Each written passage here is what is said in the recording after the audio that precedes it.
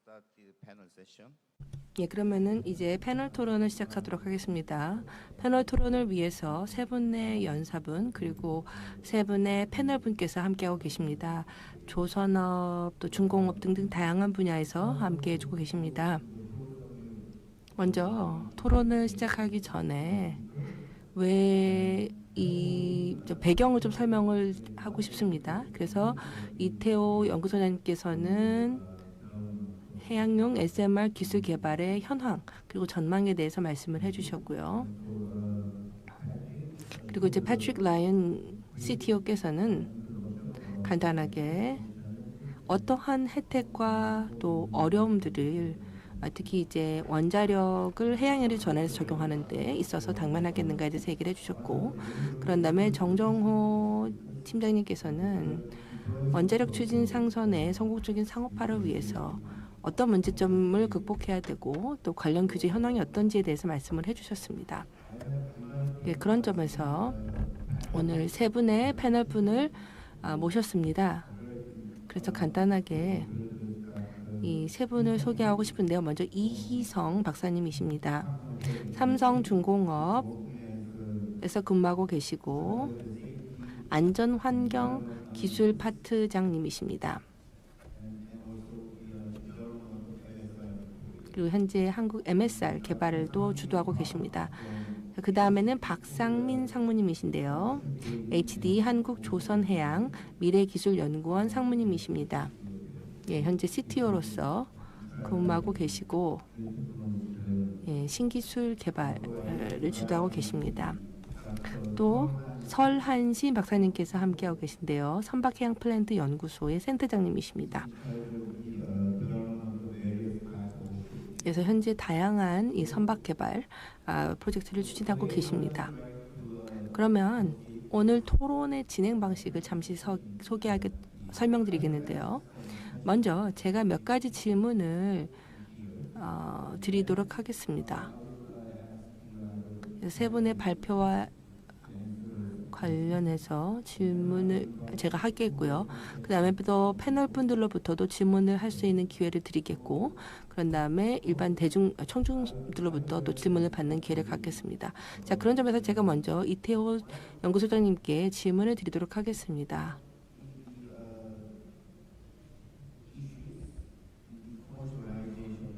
예, 현재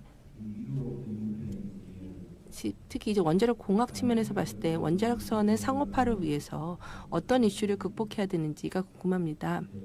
예, 이 부분에 대해서 좀 설명을 해주시겠습니까? 사실 뭐 오늘 제가 원자로의 SMR 간단히 이제 소개를 드리기는 했는데, 이 원자력 기술이 사실은 노형별로 특성이 매우 다릅니다. 그러니까 물을 냉각제로 쓰느냐, 아니면 뭐 소듐을 쓰느냐, 가스를 쓰느냐, 용을 쓰느냐. 그래서 이제 그것에 따라서 이제 해양 분야에서도 어떤 노형이 가장 적절한가 하는 것들이 사실 뭐 스타디를 좀 많이 해봐야 되고, 저는 이제 오늘 몰튼솔트 리액터를 제안을 했지만 그 외에 지금 운전되고 있는 원자들은 대부분 경수연이기 때문에 이제 이런 것들에 대한 이제 심층적인 검토가 앞으로 필요할 것 같습니다. 그런데 이제 제가 오늘 또 발표한 것 중에 이제 해양용 원자로로 SMR이 적용되려면 요건들을 안전성, 해결료, 사용 저감, 그다음에 폐동, 개통, 모듈화 이런 얘기들을 했는데, 이제 거기에 추가해 좀 더 기술적인 내용으로 들어가 보면 사실은 더 중요한 사항들도 있어요. 이제 실무적인 설계 차원에서 보면은 가동 용이성이라든지 움직임과 이제 방향에 대한 그 저항성 같은 것들, 그 다음에 낮은 작동 압력 굉장히 중요하고요. 그 다음에 가동형 부품의 최소화 등이 필요할 것으로 생각됩니다. 또한 이제 그 선진 원자로 기술의 경우에는 이제 육지용으로 지금 많이 육상용으로 개발되어 있기 때문에 결국 이제 해양 환경을 고려한 설계를 어떻게 할 것이냐, 그리고 안전성 검증을 과연 그 환경에서 우리가 어떻게 할 것이냐 하는 일들이 사실은 많이 필요한 상황입니다. 그리고 이렇게 되려면 사실은 이제 원자력 분야하고 기존의 그 해양 분야의 그 연계, 이런 것들이 굉장히 중요해지게 되는데요. 크기 요건이라든지 연굴 요건이라든지 이런 것들이 굉장히 복잡해지고, 특히 공간 요건 같은 것들은 굉장히 큰 제약 요건으로 이제 다가올 것으로 생각을 하고 있습니다. 그래서 이런 원자력의 분야하고 이제 해양 분야하고 이제 굉장히 큰 긴밀한 협력이 필요할 것이다 하는 생각을 하고, 당연한 얘기를 하는 거고요. 근데 사실 이제 여러 가지 뭐 규제 쪽은 뭐 오늘 여러분들이 말씀을 하셨기 때문에 저는 기술적인 측면을 말씀을 드리면 사실 기술적 어려움들이 많이 존재합니다. 이 원자로 자체 기술적 원자로도 있고 운전 조건에 따른 뭐 어려움들도 있고 그래서 사실은 뭐 시간과 돈이 많이 있다 충분히 그러면 뭐 바로 상용화 단계로 이제 들어설 수도 있겠지만은 이제 좀 더 실제적으로 간다면 제 생각에는 육상에서 먼저 해양 조건을 반영한 설계를 할 수가 있습니다.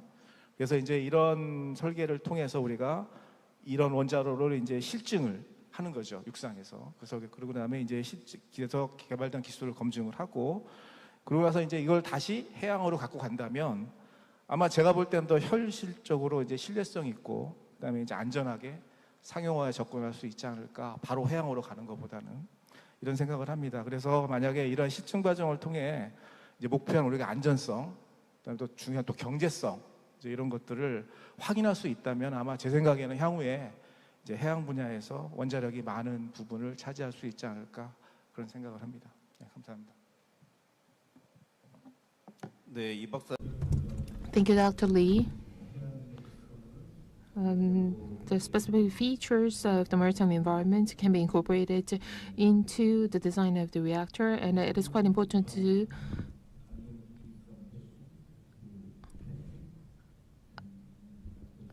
네, 그러면 패트릭 님과 정 박사님께 질문을 드리도록 하겠습니다. 네, 몇 가지 도전 과제와 이슈에 대해서 말씀을 해주셨습니다. 특별히 원자력 선을 상용 환경에서 적용하는 데 있어서 도전 과제를 말씀해 주셨는데요. 그 중에서도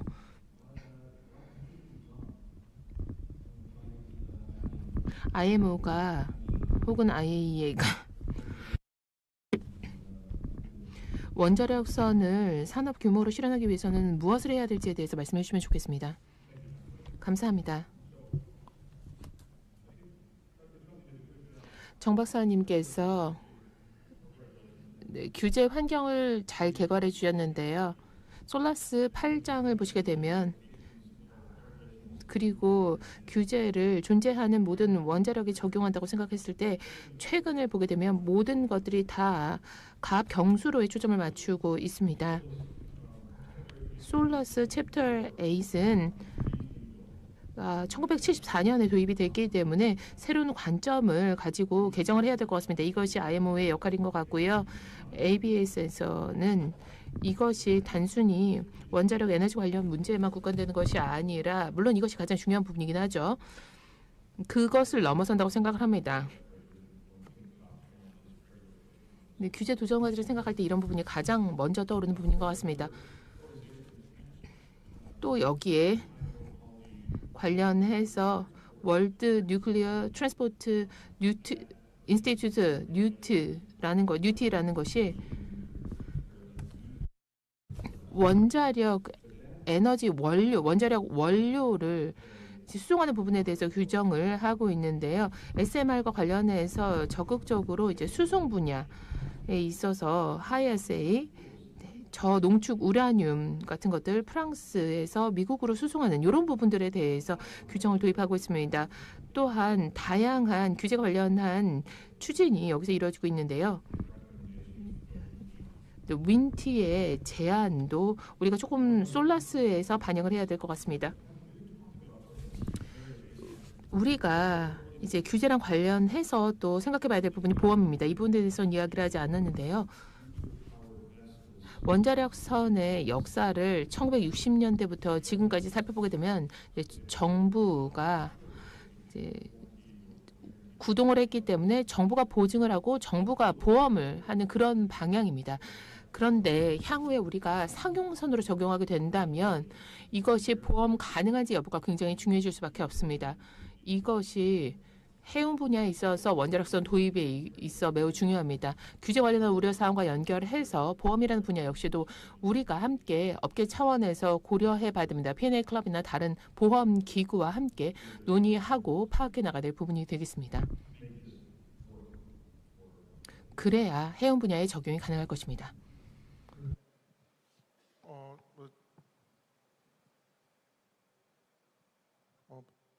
더 첨언하자면 IMO에서는 그러니까 해운 업계에서는 그 IMO 협약이라는 강력한 통일된 규정을 베이스로 해서 전 세계에 자유로운 항해가 가능합니다. 근데 원자력 업계에서는 제가 이제 들은 바로는 각국의 독자적인 규제 체계가 굉장히 배타적으로 존재하고 그것으로 인해서 각국 정부의 서로 상호 인정이 굉장히 어려운 게 현실이라고 알고 있습니다. 근데 원자력 선박은 자유로운 항해가 불가능하다면 상업적으로 가치가 없기 때문에 IAEA에서도 IMO와 같은 전 세계 공통의 강력한 그런 규제 체계, 규정 개발이 이루어지도록 노력을 하는 것이 필수적인 사항이 아닐까 생각합니다. 네, 이상입니다. 네, 감사합니다. So, if I 예, 그러면 저도 이제 간단하게 좀 정리해서 말씀을 드리고 싶은데요. 제가 예상하기로는 굉장히 이제 포괄적이고도 통합적으로 IMO에서 규제 관련된 활동들을 하지 않을까. 그래서 이러한 규제 이슈들을 해결해 나가지 않을까라고 생각이 듭니다. 그래서 원자력 뭐 수송이라든지 아니면은 보험과 관련된 규제들이 향후에 마련될 수 있을 거라고 생각하고요. 그런 점에서 정 박사님께서 특히 이제 원자력 공학 측면에서 그러면 우리가 IAEA와 어떻게 협력을 해서 상용선, 특히 이제 원자력 상용선은 어떻게 그 비전을 이룰 것인가에 대해서 이야기도 해주셨습니다. 자, 그러면 이제 세 분의 패널 분들로부터 의견을 듣도록 하겠습니다.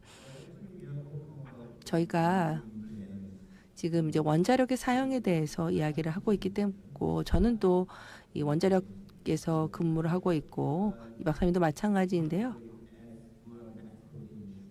자, 그러면은 조선의 전문가로서 오늘 패널분들께서도 많은 중요한 메시지들을 특히 이제 원자력 공학자들에게 전달해 줄 수 있을 것 같습니다. 예, 그런 점에서 간단하게 몇 마디 해주시겠습니까? 한 분씩 말씀을 해주시고요. 그리고 제가 이제 소개를 해드렸는데 패널 소개가 좀 너무 짧았다라고 하면 본인 소개를 좀 더 자세히 해주셔도 됩니다. 감사합니다. 네, 삼성중공업 이희성입니다. 뭐 사실은 원자력 산업 단계 산업에서 이제 해양으로 적용하려고 하실 때 저희 쪽에 많은 질문을 하셨고 저희도 많은 질문을 서로 주고받고 사실은 있습니다. 하지만 이제 이런 단계가 지금 시작한 지 뭐 사실 1, 2년 얼마 되지 않았고 뭐 국책 과제나 아니면 여러 가지 이유 등으로 인해서 이제 시작하는 단계이기 때문에 서로가 서로를 알아가야 되는 뭐 일들이 조금 더 많이 남아 있고요. 말씀하신 대로 저희가 이제 뭔가를 좀 부탁드리고 아니면 같이 협조를 했으면 좋겠다고 생각하고 있는 항상 마음속에 두고 있는 점들을 뭐 몇 가지 들어보자면 첫째는 이제 원자력 자체 아니고 원자로 자체에 대한 개발을 함에 있어서 해양에 대한 이해가 지금보다도 좀 더 구체적으로 서로 논의가 되어야 될 것 같습니다. 가장 대표적인 것으로 저희는 지금 뭐 당장 3년, 4년 이후에 어떤 선박 아니면 해양 시스템을 하는 것이 아니라 조금 더 먼 미래를 보고 있다고 서로 알고 있고요. 그런 차원에서 저희가 지금 운영하고 있는 기존의 어떤 선형이나 선종에 국한해서 우리가 개발하려고 하면 나중에 막상 개발이 되었을 때는 그 선종이나 그 선형이 필요 없을 수가 있는 단계가 있습니다.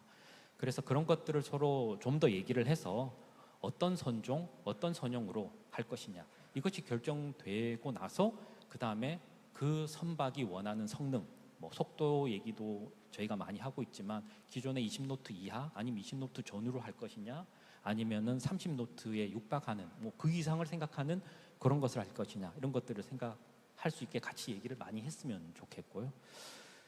두 번째로는 뭐 앞서 말씀드렸다시피 추진 시스템도 저희가 기존에 생각하는 어떤 프로펄전이 아닌 시스템을 운용할 수도 있는 거라 저는 생각을 하고 있거든요.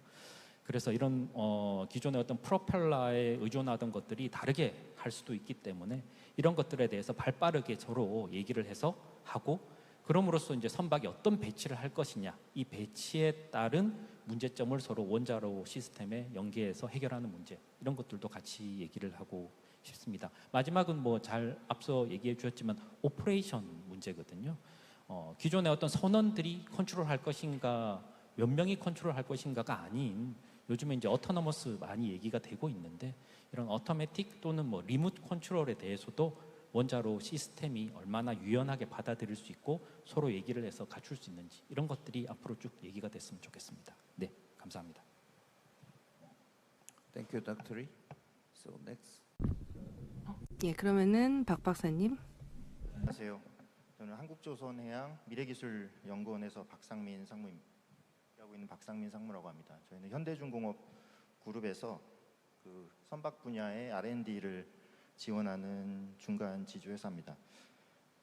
주로 하는 일은 친환경 선박 개발이고 최근에 한 1년여 전부터는 이제 원자력 추진 발전에 대한 업무도 일을 하고 있습니다. 한 20여 년 정도 저는 회사 경력 동안에 주로 선박이나 해양 플랜트에서 아직 그 당시에는 아직 세상에 나오지 않은 뭐 그런 기술들을 직접 개발하거나 아니면 비슷한 일을 하는 동료들을 좀 옆에서 지켜보는 기회가 많았습니다. 저희 연구소도 물론 다양한 역할이 있지만 뭐 제가 몸담았던 팀이 주로 그 당시에 수주했던 배를 지원하는 업무보다는 이제 앞으로 미래 기술을 예측하고 미래 기술을 개발하는 일을 해왔기 때문에 좀 개인적으로 행운이었다고 생각합니다. 과거에 저희가 LNG 추진선 같은 경우, LNG 운반선 같은 경우에 스팀 추진이었다가 그런 것들이 2000년대에 뭐 그 DFD나 그 이외에 LNG 추진, 뭐 LPG 추진, 최근에 메탄올이나 암모니아 뭐 이렇게 개발이 되고 있는데요. 그 당시에는 미래 기술이었던 것들이 지금은 이제 완전히 다 표준이 되었습니다. 말이 많았던 암모니아 추진선도 이제는 수주가 됐고요. 제가 신입사원 때 그 선박의 저항을 줄이기 위해서 개발하고 있는 공기 윤활 장치 같은 것들이 그 당시 제가 볼 때는 정말 터무니없는 기술이라고 생각했습니다. 배 밑에 공기방울을 뿌리면서 저항을 줄이는 건데요. 지금은 LNG 운반선의 거의 모든 선박의 표준으로 다 적용이 되고 있습니다. 이제 그런 표준이 바뀌면서 기자재도 바뀌고 기자재 분야의 패권 업체나 국가도 바뀌고 뭐 예전에 스팀 추진 기자재를 공급하던 그 일본의 기자재 업체들이 이제 지금은 뭐 거의 그 역할이 없고요. 저는 이제 원자력 추진 선박도 이러한 패스를 따라가기를 바라고 있습니다. 뭐 개인적으로는 아주 간절히 바라고 있습니다. 그 토론 더 진행하면서 여러 가지 이점이나 허들에 대해서도 뭐 더 얘기가 되겠지만 뭐 저는 충분히 가능하다고 보고 그리고 뭐 원자력 발전선도 마찬가지로 장점이 많다고 생각합니다. 그리고 최근에 우리 조선업계가 뭐 영원히 호황일 것 같은 그런 착시를 여러 언론에서도 보이고 있지만 사실 그 실상은 중국의 조선업계 성장이 어느 때보다 더 위협적이고 그리고 지금 현재의 선박 표준 시스템이 몇 년만 더 변화 없이 유지되면 가격 경쟁력뿐만 아니라 기술적인 면에서도 우리가 중국을 뭐 압도하지 못할 것은 지금 거의 모든 사람들이 동의하는 사실입니다. 그래서 지금보다 더 좋고 안전하고 효율이 좋고 뭐 더 싼 시스템이 있다면 그것들을 적극적으로 도입하고 그 시장을 선도해 나가는 게 또 우리 조선업계 특히 R&D 분야에 몸담고 있는 사람들이 역할이 아닐까 생각합니다. 그리고 그 패트릭 라이언께서 그 SMR을 이용한 부유식 원자력 발전 또는 뭐 수소 생산 플랫폼 얘기도 해주시고 추진 선박도 말씀을 해주셨는데 조선소에서는 사실 원자력 추진선에 대한 상용화에 대한 기대가 훨씬 더 큽니다. 뭐 기술적인 면이나 인허가 측면에서는 부유식 원전이 더 상용화가 용이하다라고 하는 의견도 많은데 사실 그런 단순한 바지선 공급을 위해서 조선소에서 그런 선박의 제작 공정을 흐트러뜨리지는 않을 것 같고 그다음에 그런 물량도 극소수일 것 같고 그래서 프로젝트성 몇 개에 한정될 그런 부유식 발전보다는 추진선의 도입을 좀 많이 바라고 있습니다. 뭐 1년에 한 수백 척씩 이러는 추진선이 원자력으로 바뀐다면 굉장히 큰 시장과 어떤 여러 가지 파급 효과가 있을 것이라고 생각을 합니다. 제가 지난달에 그 ABS 오늘 패널 토론자로 참여도 하시고 발제자도 하신 그 패트릭 라이언의 추천으로 지난달에 워싱턴에서 진행된 그 해상 원자력 포럼에 토론자로 올라갈 수 있었는데요. 그때 제가 그 토론을 하고 느낀 게 우리가 이제 국내에서 느끼는 것보다 그 영국과 미국 중심으로 훨씬 더 원자력 추진선 상용화에 대한 게 더 물밑 작업이 상당히 진행되고 있다는 것을 느꼈고요. 어쩌면 비교적 빠른 시일 안에 그 양 국가를 제한적으로나마 운항하는 원자력 추진 상선이 도입될 수도 있겠다라고 하는 생각을 하게 됐습니다. 그리고 군사용으로 사용된 그런 추진 선박에 대한 경험과 그리고 곧 실증 테스트를 앞두고 있는 그들이 개발하고 있는 4세대 SMR이 더 이제 그 가능성을 높여주는 것 같습니다. 그리고 그 당시에 제가 제안했던 우리 회사의 원자력 추진 선박에 대한 여러 가지 계획들을 듣고 현장에 있던 많은 분들로부터 어떤 저희 리딩 조선소 한국조선해양과 우리 저희 캡코 이 자리에도 참석해 주신 한전기술의 협업에 대해서 굉장히 많은 관심과 그 협업에 참여 의사를 또 보여주신 바도 있고요. 그리고 그 해외에서는 사실 우리 한국에서 개발하고 있는 노형에 대해서는 아직까지는 그렇게 큰 관심은 없었던 것 같습니다. 그 엔지니어링 기술에 대해서는 굉장히 리스펙트를 했었고요. 그 영국이나 미국에서 개발 중인 그 원자로를 탑재하고 또 그들이 개발해 왔던 그런 군사 기술에 대한 경험이 반영된 궁극적으로는 안전한 상업용 선박이 현실적이다라고 하는 생각이 그들에게 좀 있는 것 같습니다. 우리 조선업계 특성상 저희는 그 가장 큰 이해관계자가 선주죠. 결국에는 선주가 이 시장을 받아들여야 되니까요. 그래서 저희는 또 선주의 입장에서 그들이 받아들일 만한 노형을 개발하고 또 그들이 믿을 만한 기술을 또 만들어야 되는 게 의무이기 때문에 현재로서는 영국이나 미국 중심의 원자력 업체, 연구기관 또 선급과의 협력도 좀 강화해 나가고 있습니다. 저희 회사가 그 미국의 테라파워에 투자한 이유이기도 하고요. 그리고 우리가 이제 SMR이 소형화되면서 안전하다는 얘기가 많이 나오는데 적어도 해양에 대한 적용을 염두에 두었다면 그 비교 대상이 그 육상 원전에 대한 어떤 비해서 안전하다라는 얘기보다는 기존의 디젤 추진선, 가스 추진선 그리고 최근에 도입된 암모니아 추진선보다 원자력 추진선이 안전하다라는 논리가 더 설득력이 있을 겁니다. 그래서 저희 선박은 보통 그 이제 육상의 원전은 어떤 세이프티 필라소피가 보통 EPG라고 하는 그러니까 어떤 특정 구역 밖에 있는 민간인은 안전하다 이제 이런 컨셉인 것 같아요. 그래서 기존의 경수로 대형은 수십 킬로였는데 SMR은 수백 미터다라고 하는 그 구역 밖의 시민의 안전을 보장하는 것이라면 선박은 그 원해에서 그 고립된 환경에 있는 선원을 고려해야 되기 때문에 배 안이 안전해야 됩니다. 그래서 SMR의 EPG가 사실은 수 미터 이내로 줄어들어야 됩니다. 기관실 규모로. 그래서 만약에 가압식 원자로가 그렇게 될 수 없다면 사실 가압식 원자로는 해상용으로 적당하지가 않은 겁니다. 그래서 과감하게 바꾸거나 그런 기술이 개발해야 되고 지금 나와 있는 규정들도 그 4세대 원자로가 도입이 되어야 된다고 하는 또 이유라고도 생각합니다. 그리고 경제성에 대해서도 마지막으로 한마디 더 덧붙이고 싶은데요. 지금 가장 핫한 우리 메탄올 추진 선박을 예로 들어보면 대형 컨테이너선의 가격이 한 2억 불 정도 합니다. 비싸죠? 근데 그 2억 불인 배가 1년에 연료비가 그린 메탄올이 1억 불이 들어갑니다. 그래서 한 25년 운항하게 되면 배값이랑 연료비 합치면 한 3조 되죠. 그 중에서 배 가격이 10%도 안 됩니다. 자, 그러면 이제 원자력을 전주기로 원자력 추진선을 얼마로 만들면 될까? 제 생각엔 1조 이하로만 만들면 선주가 굉장히 매력적으로 느낄 거고 배 가격 2억 불에서 그 외에 한 80메가와트 전기 추진 규모의 원자로와 2차 계통 전체 합쳐서 한 6, 7억 불 이내로만 만들 수 있으면 선주들에게 충분히 매력적인 가격이 되지 않을까. 그래서 그런 가격에 대한 어떤 목표치 그리고 아까 말씀드린 EPG에 대한 안전 그런 것들이 지금 선박용에 대한 어떤 그 염두에 둔 원자로 개발자와 우리 조선소가 좀 그 가지고 있는 목표치로 세팅하는 게 어떨까 하는 생각을 있습니다. 네, 이상입니다. 네, 박 박사님 아주 상세하고 자세한 숫자까지 제시하신 의견 감사합니다. 설 박사님 말씀해 주시겠습니까?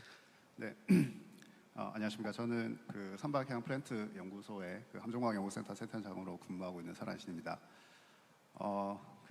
이 SMR 추진 선박 관련해서 그 작년 그 월드 오션 포럼의 그 에필로그 세션에서 제가 이 SMR 추진 선박 관련해서 간단하게 발제를 했고 올해 이 SMR 선박에 대해서 이 정규 세션으로 만들어 주셔서 이 많은 전문가분들과 또 관심 있어 하시는 분들이 모여서 이렇게 얘기할 수 있는 자리를 마련해 주신 먼저 조직에 감사를 드립니다.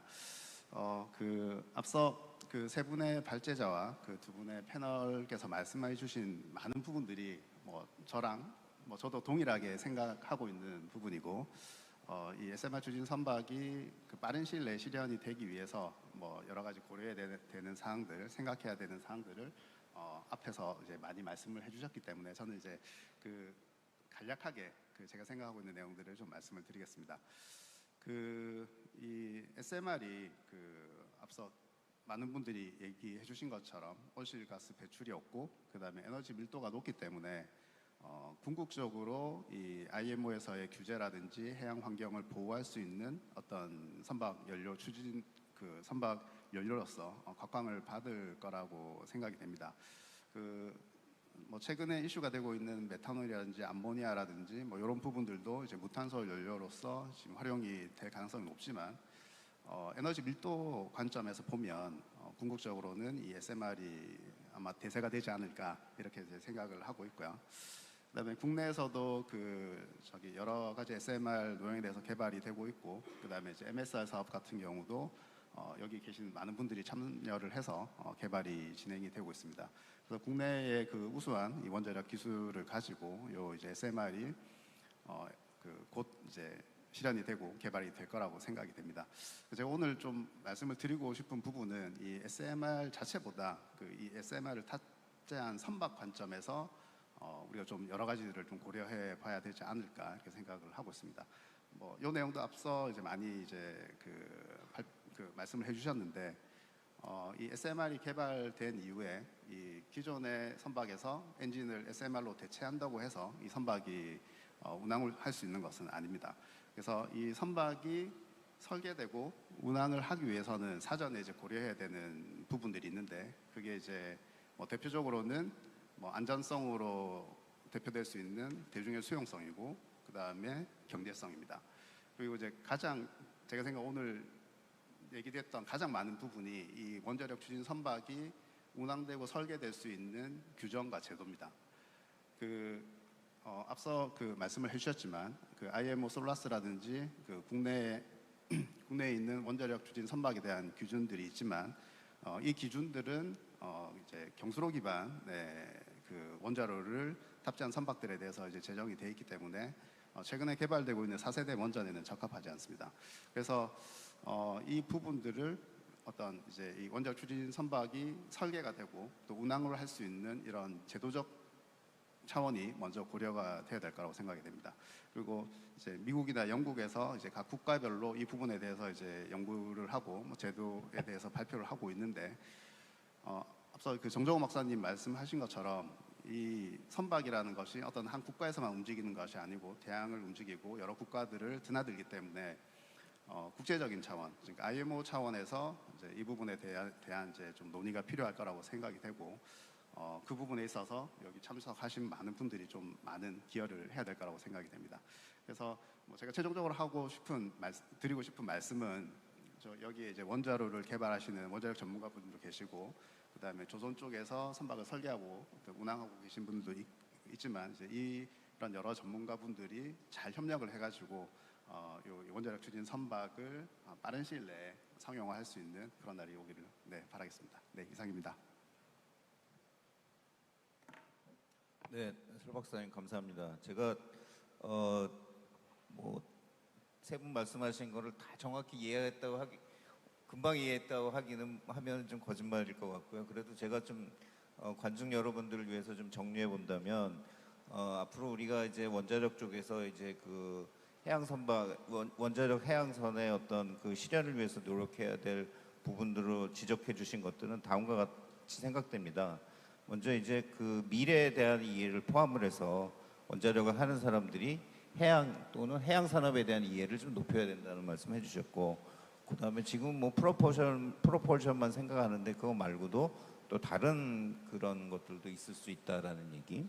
그것도 좀 생각해 보자라는 얘기. 그다음에 배가 이제 계속 움직이는 거니까 그런 자율 제어와 같은 부분도 실제로 엔진 개발뿐만 아니라 그런 쪽에도 힘을 좀 써달라라는 말씀하셨고요.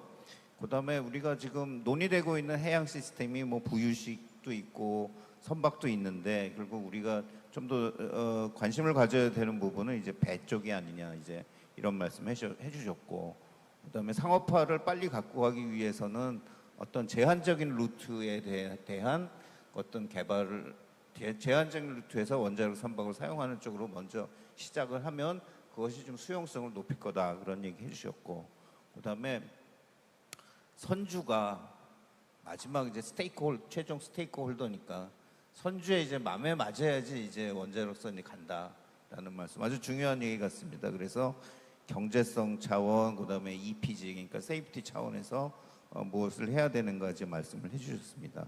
그래서 뭐 한 1조 원 정도면은 뭐 1조 원 정도로 만들 수 있다면 아마 프로미싱하지 않나 그런 말씀 해주셨고요. 그다음에 에너지 밀도가 이제 원자력 쪽이 높으니까 결국은 뉴클리어 쪽은 굉장히 전망이 밝다. 그렇지만 이제 그걸 실현하기 위해서는 규정과 제도를 잘 만들어서 그 수용성을 높여야 되고, 그렇게 하기 위해서는 이 해양 분야하고 원자력 분야의 협력이 이제 굉장히 필요하다. 이제 그런 말씀 해주셨습니다. 자, 이제 그러면은 플로어나에서나 아니면 온라인으로 접속하고 계신 분들한테서 어떤 궁금함이나 이제 질문이 있으면 좀 받아보도록 하겠습니다. 네, 마이크 전달해 주시죠.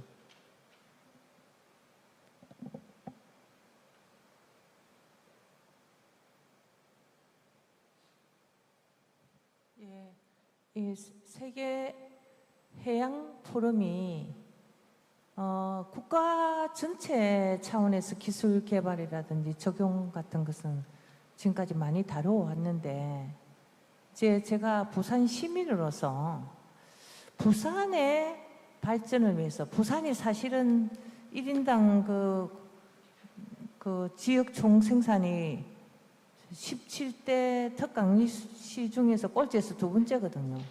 부산이 이렇게 낙후되어 가는데 부산 경제를 견인해야 할, 사실 조선의 그 시발도시잖아요. 조선업의 시발도시인데 이 지금 거의 다 뺏겼어요. 그래서 이 부산의 발전을 견인할 제2의 산업으로서 저는 SMR 그 선박을 옛날에 영도에서 한진중공업이 하듯이 이거를 뭐 땅이 없으면 플로팅 하나 바다에서 띄우더라도 이것을 좀 우리 그 부산시의 주력 산업으로 좀 성장시키기 위한 여러 가지 아이디어들이 어떤 접근 방식을 처음부터 끝까지 해서 부산을 그야말로 원자력 추진선의 그 거점 도시로 성장할 수 있을지 그 방안에 대해서 좀 말씀해 주시기 바랍니다. 네, 제가 그 답해 주실 수 있는 분들을 찾기 전에 일단 그 성함하고 지금 일하시고 있는 곳을 알려주시면 아마. 예, 저는 부산외국어대학교 김기순 교수입니다. 아, 예, 감사합니다. 지금 부산 경제 발전을 위해서 이제 그 SMR 아니면 뉴클리어 쉽 쪽이 이제 기여를 하기 위해서는 이제 어떤 것들이 필요한가라는 게 이제 교수님 질문이었던 것 같고요. 누가 답해 주실 수 있을까? You understand what you're saying? 오케이. 지금 말씀하신 내용을 이해하신 건가요? 예, 그럼 말씀해 주시겠습니까? 저는 부산 시민은 아닙니다. 이건 딱 봐도 아시겠죠? 그런데 전 세계적으로 일어나고 있는 현상이 부산에도 적용이 되는 것 같습니다. 녹색 회랑을 해운에 적용하려고 하는데요. 부산은 탁월한 항만 도시입니다. 정 박사님 아실 것 같은데요. 26개 회랑이 있을 거예요. 그런데 메탄올이라든지 이런 벙커링유 를 중심으로 움직이고 있습니다. 이것이 이제 항만 간의 원자력 수송에 있어서 적용이 될 수 있는 부분인 것 같습니다. 부산항과 로스앤젤레스 간의 녹색 회랑을 적용하고 그러면 미국과 한국이 원자로에 대한 라이선싱에 합의를 하고 녹색 회랑을 통해서 두 항만 간의 해운 수송이 지원이 되고 원자력 수송선을 이용할 수 있게 된다면 그렇게 되면 다양한 지원들이 또 함께 제공이 돼야 되겠지만요. 그래서 제가 이제 말씀드리고 싶은 부분은 부산이 항만을 먼저 기회로 인식을 하시면 어떠냐 하는 겁니다. 그러니까 원자력 해법을 이제 해운에 적용하면서 항만을 중심으로 접근하시면 어떨까 하는 생각이 듭니다. 감사합니다. 답이 좀 되었을까요? 제가 좀 추가해도 네. 될까요? 추가하시. 지금 말씀하신 질문이 사실은 제가 지난달 워싱턴 포럼 때 사회자가 질문했던 거하고 약간 비슷한 면이 있습니다.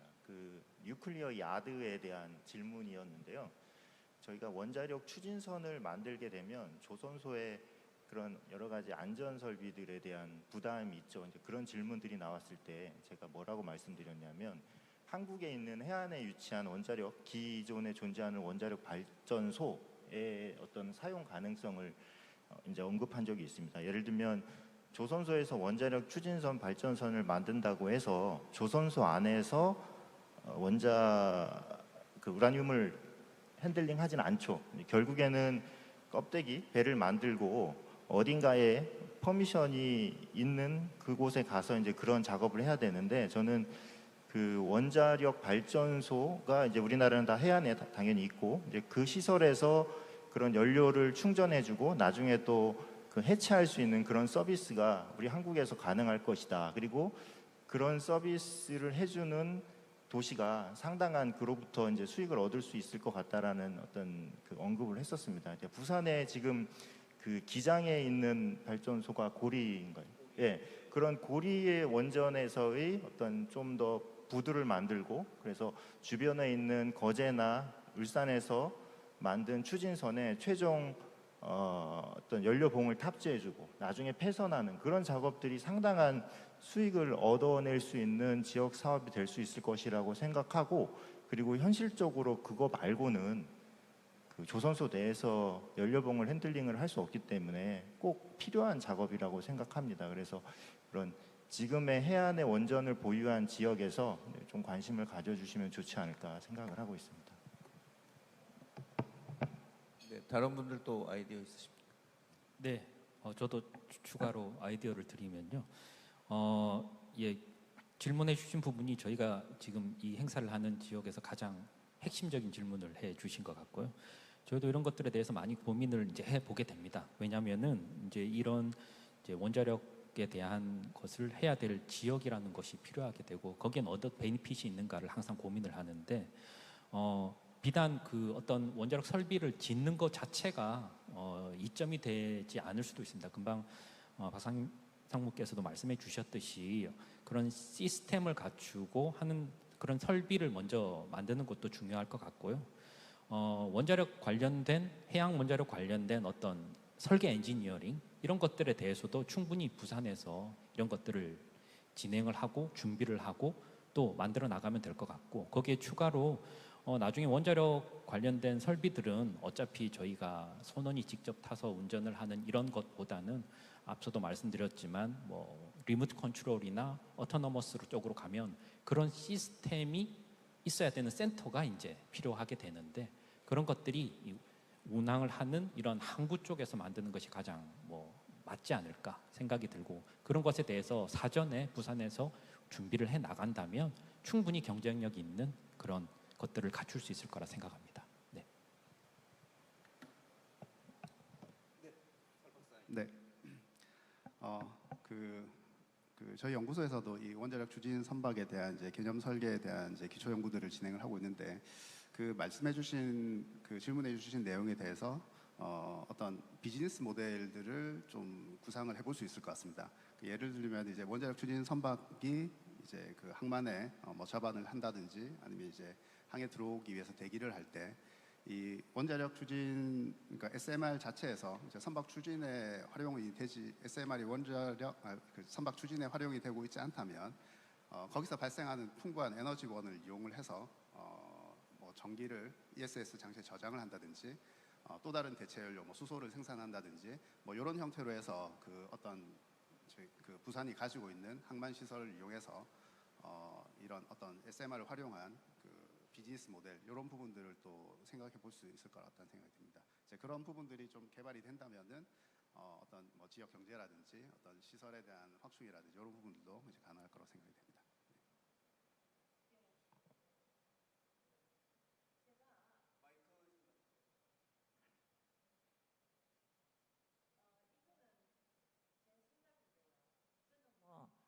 테크놀로지 전공은 아니기 때문에 하나의 아이디어인데 이게 지금 우리가 그 전기차에 배터리를 뭐 교체를 하고 배터리를 탑재해서 전기차를 운영하잖아요. 그러면 이제 부산에서 그 항만에 배를 대면 이 그 소형 원자로를 배터리 교체하듯이 우리가 생산을 해서 제품 교체를 해주고 또 수리도 같이 겸해주고 그 다음에 이제 그게 재사용이 가능하다면 재사용 그 시설도 갖추어서 그야말로 이 부산항에 만능 선박 그 운행 시스템의 그 최종 점검처 또 그 장비 보급처 이런 식으로 성장을 그 전 세계에서 좀 할 수 있지 않을까. 그래서 우리 부산이 먼저 파이오니어로 이러한 풀 시스템을 부산 항만이 다 갖춰서 그렇게 해서 그 플랫폼 있잖아요. 뭐 원료부터 시작해가지고 기술, 장비, 모든 그 부품들 선박에 관한 에브리싱을 다 그냥 제공할 수 있는 그런 플랫폼 도시로서 부산이 성장했으면 좋겠다는 생각이 드는데 여기 오신 분들이 그러한 플랫폼의 협력자로서 기술자로서 태스크포스를 구성해서 좀 그 탄소 제로 시대를 좀 더 앞당겼으면 좋겠습니다. 네, 교수님 감사합니다. 제가 지금 들어보니까 교수님은 저희한테 질문하시기 전에 벌써 답을 다 갖고 계셨던 것 같습니다. 그래서 하여튼 정리하자면 부산이 이제 뭐 세계에서 몇 번째 손안에 드는 이제 큰 교역의 항구고 그다음에 주변에 이제 기존의 원자력 발전소 시스템들도 많이 있기 때문에 이제 그런 장점들을 이용을 하면 굉장히 어떤 파이오니어가 될 수 있고 어떤 원자력 산업의 새로운 기지가 될 수 있지 않을까 하는 게 이 SMR 아니면은 뭐 해양 선박이 그 부산 경제에 줄 효과가 아닌가 이렇게 생각이 됩니다. 또 다른 질문 또 있으십니까?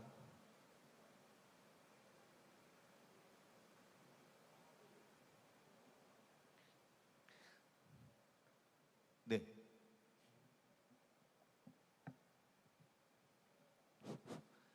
예, 안녕하십니까. 저는 한국전력기술에서 근무하는 이승욱이라고 합니다.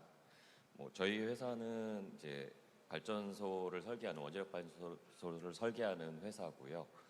지금 SMR도 개발을 하고 여러 가지 사업에 참여를 하고 있습니다. 사실 지금 여기 계신 조선업계에 계신 분들과도 협업을 지금 이제 진행하려고 아직 초기 단계지만 논의를 진행하고 있는 과정인데 원자력은 박사님 잘 아시는 것처럼 우리나라 같은 경우는 이제 공공의 영역에서 민간보다는 공공의 영역에서 좀 개발이나 어떤 사업들을 진행해 왔고 지금 조선업계는 이제 대표적인 조선사들이 민간업계에서 진행을 하다 보니까 두 산업계가 만나서 협업을 진행하는 데 있어서 사실 공공과 민간의 차이도 있고 원자력계와 이제 조선업계의 어떤 산업 간의 어떤 흐름이라든가 사업의 속도 그리고 산업에 대한 인식들이 좀 차이가 있는 게 같습니다. 지금 이 원자력이랑 SMR 선박이라는 하나의 어떤 아이템을 좀 도입하는 데 있어서 혹시 그 적절한 그 어떤 산업계 간의 개별 기업이 아닌 산업계 간의 어떤 협업 구조를 만드는데 있어서 어떤 정도의 모델이 적합한지 그런 좀 생각하시는 부분들이 있는지 그런 부분을 좀 여쭤보고 싶습니다. 예, 이상입니다. 그러면 이제 뉴클레어 쪽에서 이제 질문을 하셨으니까 뉴클레어 아닌 필드 쪽에 있는 분들이 이제 답을 해주시는 게 더 적절하지 않을까 생각이 되는데요. 답 한번 해주시겠습니까? Anybody? 예. 그러니까 질문하신 요지가 제가 이해하기론 어떤 산업계 각 분야에서 어떻게 협업 구조를 만들면 효과적일지 이게 질문하신 걸 제가 이해했습니다. 저도 제가 이제 원자력 쪽 전문가는 아니라서 사실 지식의 한계가 있는데요.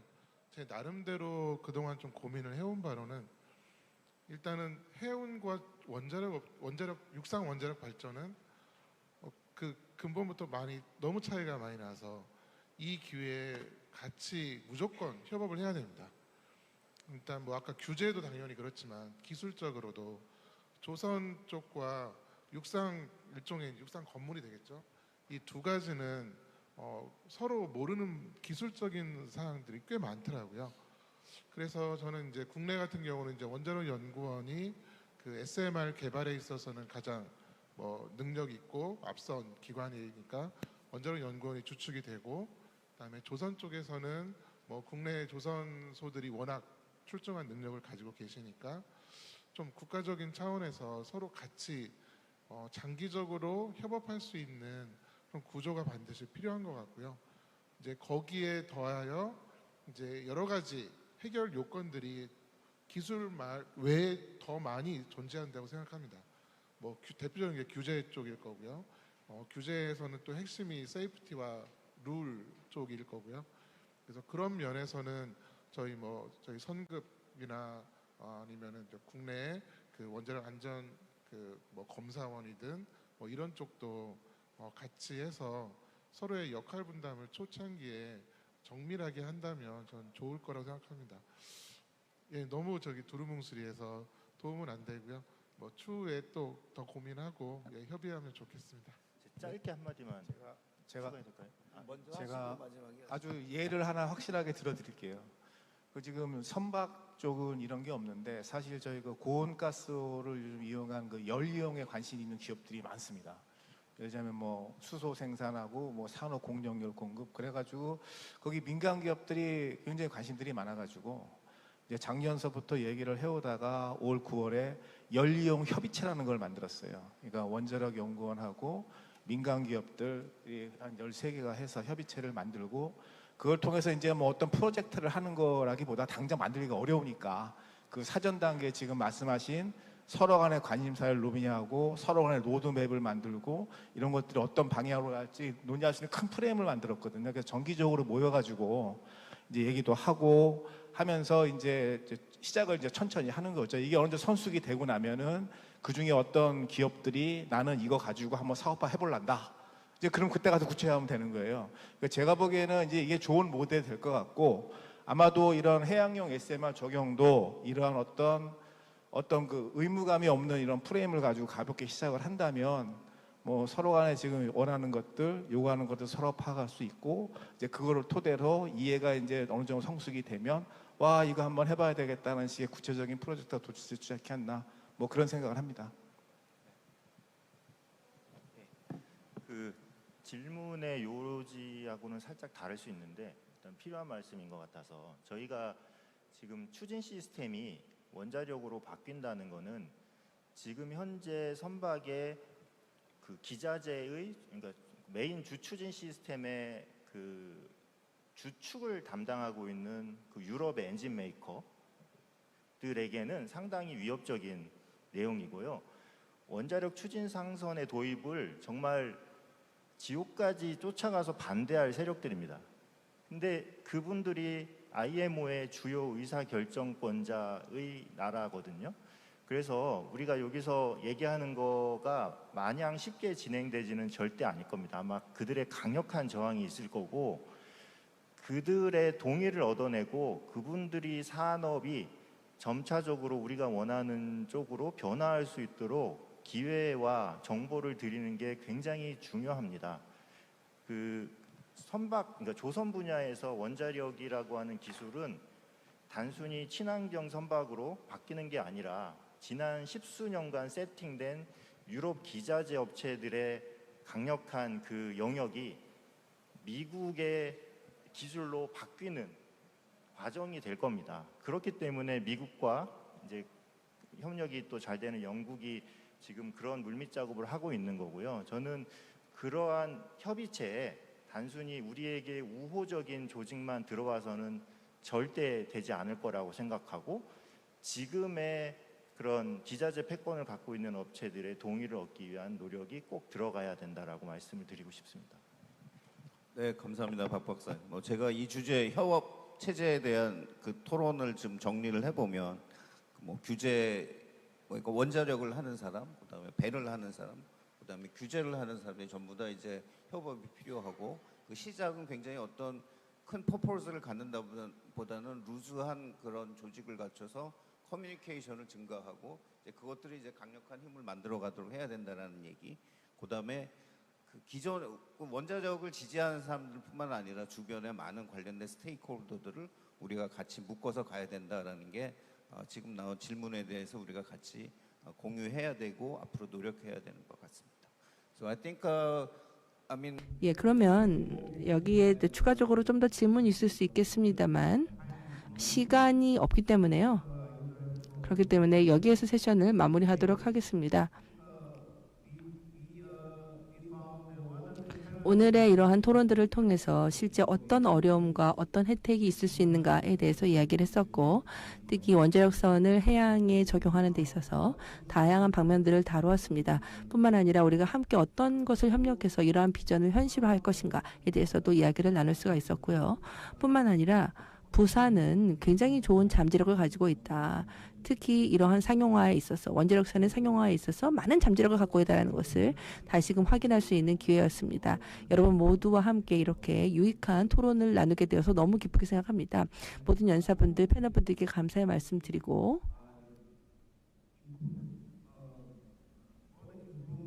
앞으로도 이 분야가 점점 더 좋아지기 바랍니다. 그래서 이를 실현하기 위해서 우리가 함께 더 한 발짝씩 나갔으면 좋겠습니다. 감사합니다. 큰 박수 부탁드립니다. 멋지게 세션 이끌어주신 7분께 다시 한번 뜨거운 박수를 보내드리면서 이것으로 세션 마무리하겠습니다.